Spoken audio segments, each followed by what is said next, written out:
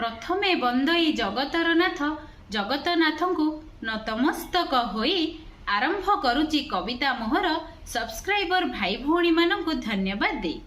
कवितार शीर्षक यौथ परिवार। यौथ परिवार रे रही काहाठु कौन शिखिची ताहा तुम आगे बखाणी कहूची। जेतेबेले चिन्हिली मो एई दुनिया को प्रथमे देखिथिली मो बोऊ को। सबु त्याग कला परे भी खोले नाही केबे ता मुह को। सेइठु पाइली मु शिखिबाकू छाती रे चापी रखी सबु कष्ट को केमिति हुए चुप रहिबाकू। तापरे देखिली मो जेजे माँ को। अभाव अनाटन भितरे केमिति बड़ कला तार एते पिलांकू। सत प्रणाम तार सेही बुद्धि को दीर्घ दिन धरी केमिति एकाठी रखिची ता परिवार को।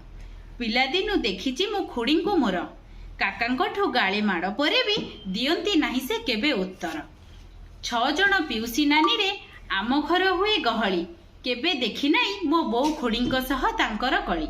देखिची जेबे मो माउसी को सबुबेले गुरुत्व दिए से ता काम को।